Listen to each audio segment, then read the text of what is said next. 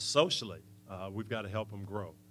And again, you may not think that's part of the job description, but I really do think as a coach it is, and it's even more important in this decade that we live in, when so many of your players don't have that stable home life. They don't have their dad there helping them with those things. We've read about Ben Roethlisberger, okay?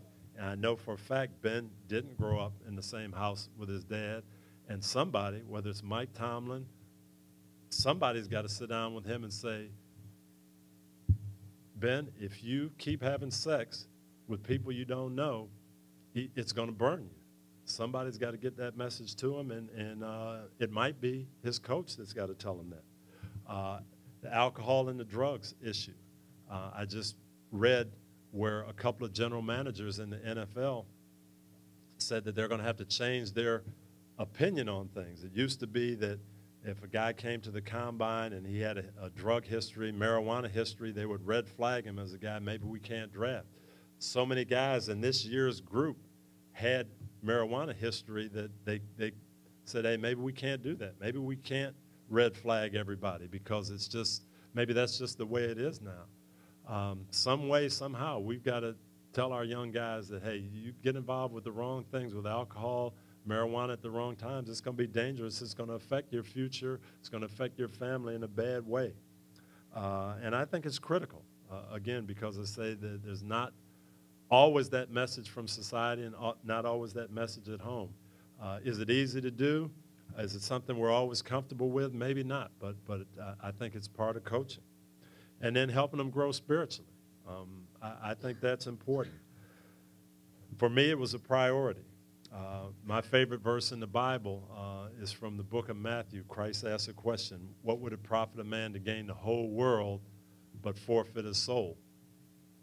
And for me, I just saw that happen so many times. In 31 years in the NFL, I played with some guys who had all the accolades, all the money, everything that you could want for in life. And you think, man, these guys are on top of the world, and you see their personal life start to unravel a little bit. And over the years, you just continue to see it. We've seen examples in the last 6 months. You know, Tiger Woods, you would think, what more could you have? You're the most famous athlete in the world, first guy to crack $1 billion. Everything seems to be going great. And then all of a sudden, the day after Thanksgiving, it all unravels because that message that Christ said is so true. You can have everything that the world views as important, but if you don't have that right relationship with the Lord and you're not worried about personal things, you're going to end up having some problems. I don't know Tiger Woods personally. I don't know some of the other guys who've experienced that. I've had a chance to spend a little time with Michael Vick, and Michael is another example.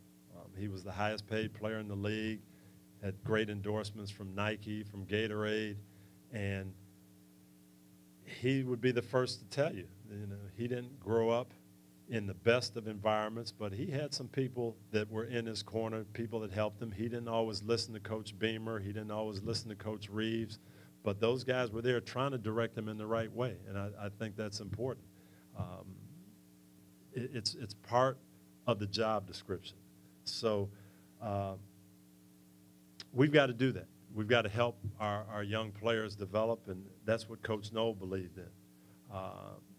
It's simple, but it's not easy.